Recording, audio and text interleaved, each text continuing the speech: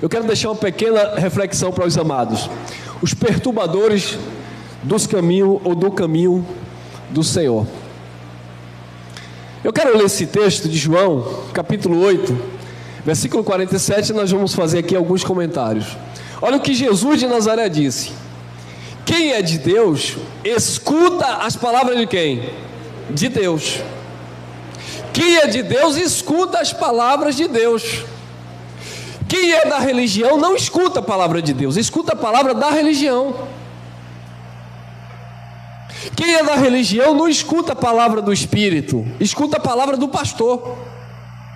Porque quem direciona o sistema religioso, quem direciona a instituição religiosa, não é o Espírito de Deus. Porque se fosse o Espírito de Deus, essas pessoas não fariam o que elas estão fazendo. Olha lá, Jesus foi claro, taxativo. Quem é de Deus, escuta as palavras de quem? De Deus. Aí eu venho na palavra de Deus, e a palavra de Deus diz que Deus não habita em templo feito por mãos de homens.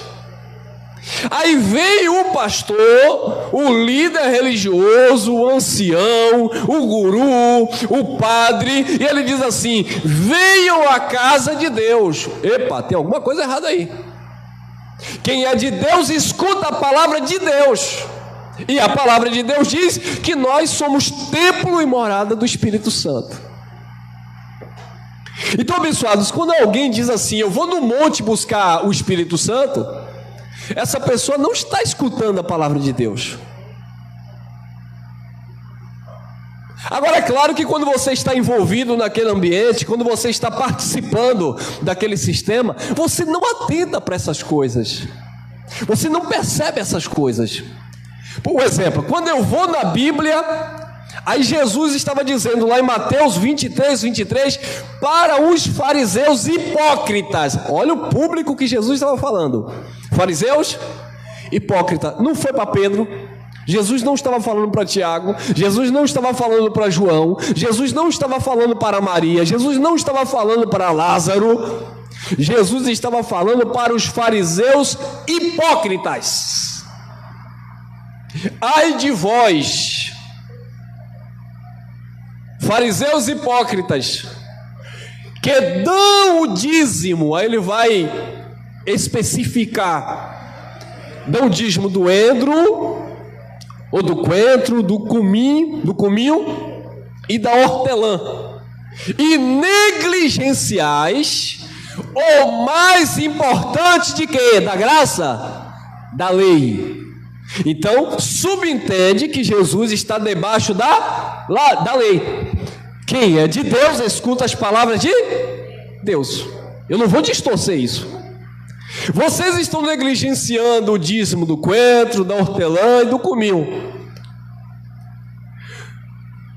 Aliás, vocês estão negligenciando o mais importante da lei. Vocês dão o dízimo do coentro, da hortelã e do cominho, mas vocês desprezam o mais importante da lei, que é a justiça, a fé e a misericórdia.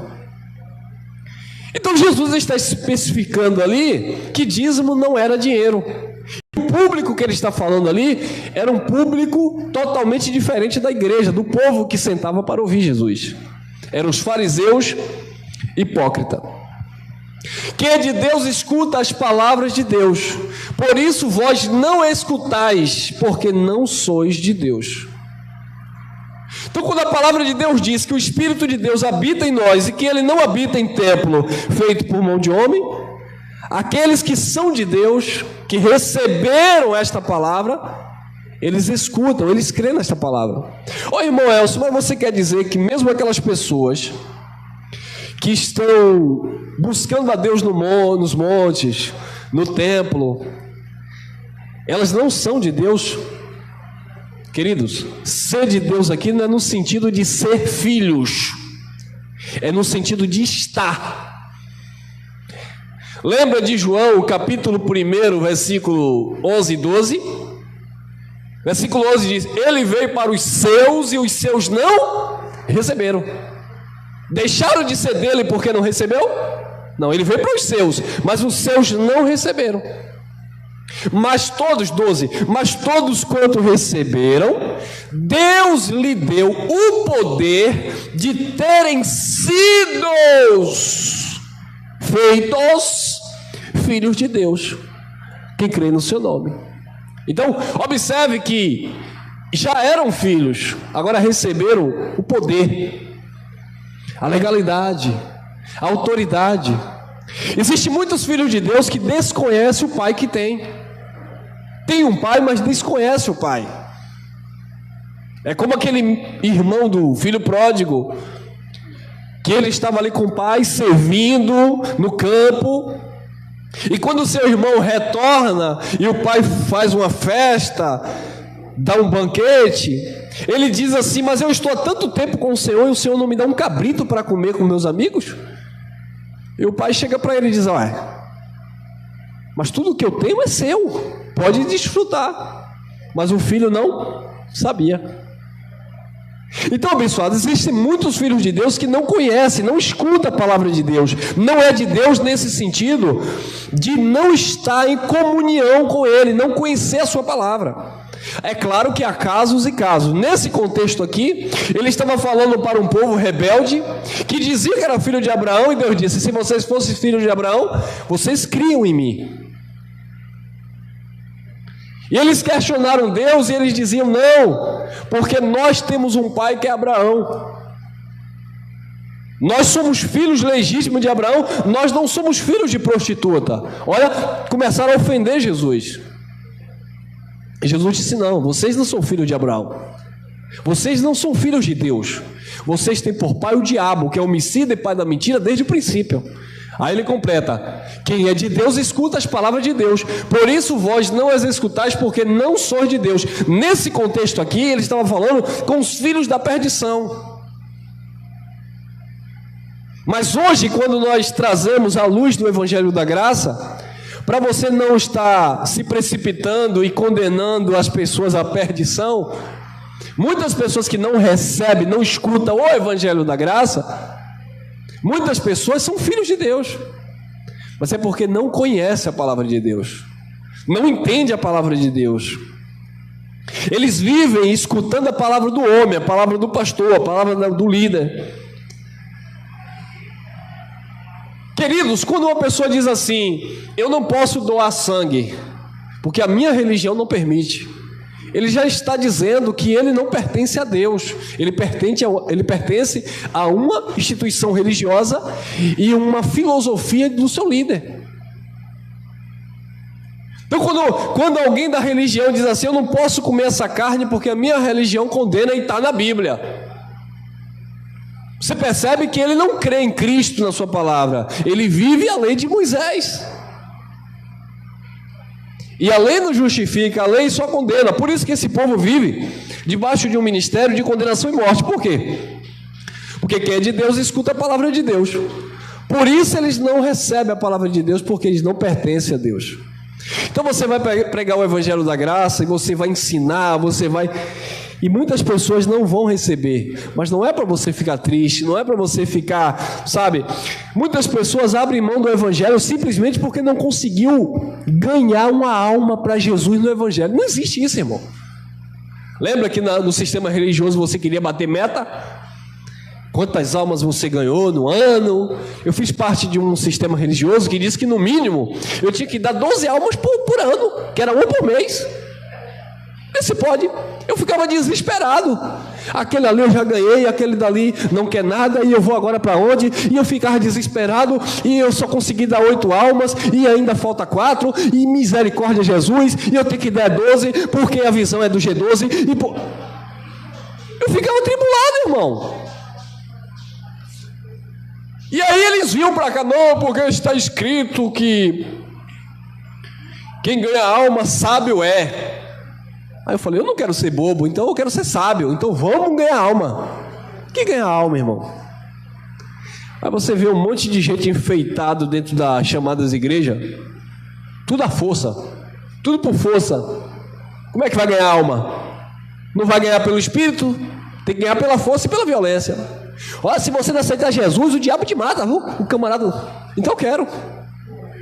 Olha, se você não receber Jesus, o marido vai largar você, porque aí já começa a vir as mentiras. Porque Deus já me revelou que tem gente rodando aí do marido. A mulher corre.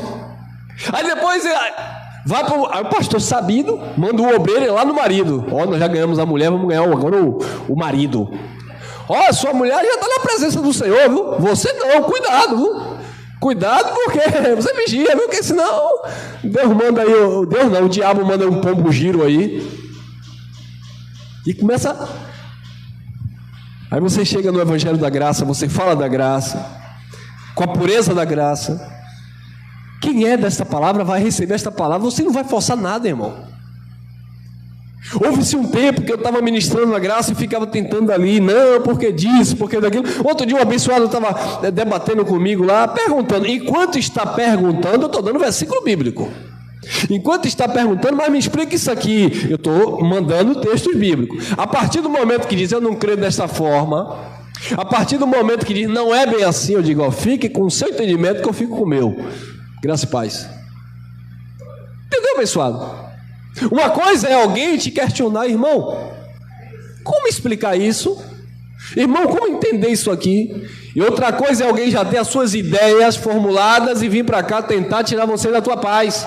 E você ficar ali se achando na obrigação de ter que dar explicação e você tem que me provar por A mais B. Eu falo, não tenho que lhe provar nada. Eu tenho que estar convicto, eu creio na palavra de Deus que diz a nosso respeito. Mas existem muito abençoados que vão sempre se levantar contra a palavra de Deus, se colocar como opositores. Olha lá, Atos 13:9. Todavia Saulo, que também se chama Paulo, cheio do Espírito Santo, fixando os olhos nele, disse, ó filho do diabo, cheio de quê? Todo engano e toda... Olha a contradição aqui, irmão, de quem escuta a palavra de Deus e de quem não escuta. Paulo, cheio do Espírito Santo, Bar Jesus, ou ele mais, um falso profeta, cheio de engano e de toda malícia.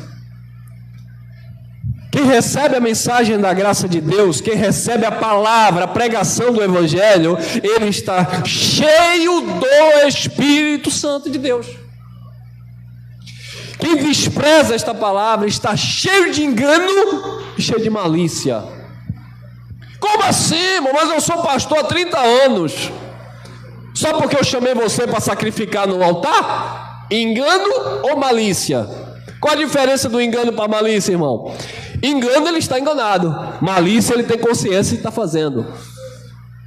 Então, quem não está cheio da palavra, quem não está cheio do conhecimento de Deus, quem não escuta a pregação de Cristo, não pode estar cheio do Espírito Santo. Ah, irmão, eu estou cheio sim, quer ver?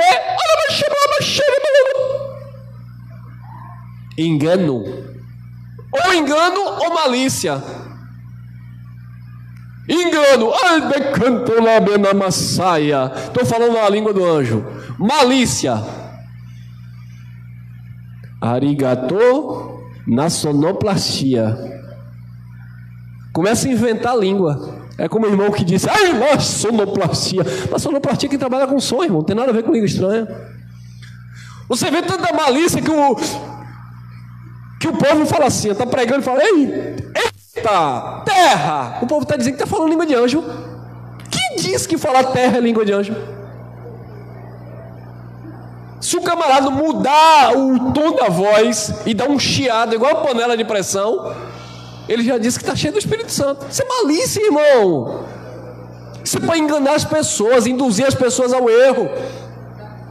Eu lembro que quando eu estava no sistema pentecostal, eu era doido para falar língua estranha. Aí eu ficava olhando assim para os irmãos, para as irmãzinhas que falavam a língua estranha, lerda, que está ali, que eu não posso denunciar. Ah, mas quando eu olhava para a irmã ali, rapaz, que ela falava uma língua estranha, eu achava bonito demais, gente. Eu dizia, rapaz, eu estou pregando aqui, eu não falo língua estranha, estou vendo a irmã falando ali. Quando foi um dia, nesse culto de busca e fogo, e cai, não sei o quê, e o povo botando a mão na cabeça e tal. E meteram a mão na minha cabeça e vai, irmão, começa a falar aí, começa a dar glória, uma hora a língua embola. E aí eu comecei, glória, glória, glória, e vai, continue, glória, glória. Uma hora você se atrapalha e você fala uma língua estranha. E eu, glória, glória, eu não sei se eu mordi a língua, não sei. Pronto. Não esqueci mais nunca. Ah, foi? Toda vez que eu pregava no meio da reunião, parece que eu tomava um choque elétrico. A barra baixou, a barra subiu, a barra baixou de novo, tá na prova. Isso é malícia, irmão. E aí quando eu chegava em casa, eu botava a mão na cabeça e dizia, meu pai do céu, o que foi que eu falei? E eu fui de um lugar que tinha uma pseudo-intérprete das línguas. E eu fui um dia, rapaz... E um dia eu me empolguei e falei numa língua lá e eu disse, agora ferrou tudo. Se essa moça contar para o meu pastor, se ela interpretar e dizer que a língua que eu falei não foi nada de língua de Deus. Eu fiquei com medo. E onde essa irmã ia, eu ficava de olho nela. Quando eu vi essa irmã conversando com os pastores, eu já dizia, misericórdia de Jesus, tem piedade de mim. Se essa irmã revelar o que foi que eu falei, eu não sei de certo o que eu falei. Olha que desespero, irmão. Então quem não está cheio da palavra de Deus não pode estar cheio do Espírito Santo. Está cheio de todo engano e toda malícia. Então são pessoas ardilosas, maliciosas.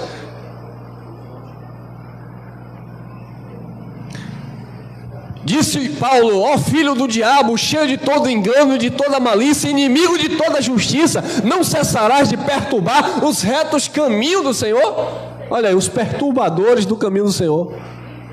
Você recebeu a palavra da graça, essa palavra te trouxe paz, te trouxe alegria, aí vem os perturbadores. Que nada, que negócio é esse, você está roubando a Deus? Você dá dízimo, irmão? Aí você vai tentar explicar para a pessoa, não, porque dízimo era na lei, bababá. Aí é por isso que tu está desempregado. Aí quem não está firmado já começa... Um abençoado chegou aqui, era da igreja da Pomba, rapaz. Ele ministrava e aquela coisa e tal. E ele disse, eu recebi a graça, eu estou na graça, estamos juntos e tal. Veio aí essa crise aí. O camarada passou algumas dificuldades, ligou para mim. Falei, meu irmão, conte comigo, vamos, estamos juntos. E a gente mexe daqui, mexe dali, ajuda aqui, ajuda ali. Bora, meu irmão, não, bora. De repente esse rapaz, às vezes eu tenho uma certa dúvida, será que é porque eu não faço mais isso e aquilo? Eu falei, meu irmão, viu aí? Nunca esteve na graça, irmão. O engano ainda permanece lá no coração, ó. A dúvida, insegurança. Tem gente que é assim, tudo bem, eu estava no sistema religioso, eu recebi a graça. Mas se alguma coisa não der certo, eu já estou desconfiado que essa graça aí não é. E quem foi que te falou que viveu o evangelho da graça é sinônimo de tudo dar certo na sua vida? Que você não vai passar um dia difícil, que a pessoa não perde o emprego, que a pessoa não passa um aperto, que a pessoa não adoece mais. Quem disse isso? Não, irmão, mas é porque o engano tem prevalecido na religião, irmão. Porque na religião a mensagem é essa, positiva. Ou é uma mensagem condenativa ou é positiva demais. Você tem que ter, você tem que dar a volta por cima, você tem que conquistar. Olha para o teu irmão que não tinha nada e hoje ele tem. Aí o irmão que não tem nada, olha para ele e já começa a invejar. Você precisa pagar o preço, você precisa se derramar, e o coitado fica ali, eu tenho que fazer alguma coisa na minha vida tem que dar certo, e fica ali aquela ansiedade, e a esposa foi embora, o marido foi embora, o filho entrou nas drogas, e entra na campanha, entra no desafio, engano e malícia, não vai dar nada certo.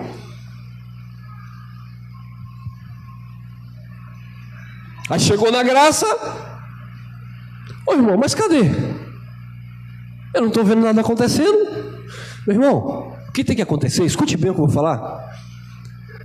Ó, é aqui, ó. O milagre acontece aqui, ó. Isso aqui é consequência.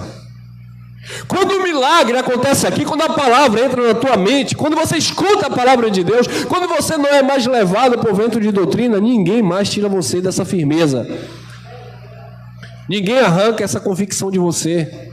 Pode chover canivete. Você não vai atribuir a Deus ou a graça aquilo que você não conquistou. Você vai descansar sabendo que é Ele que te conduz, irmão.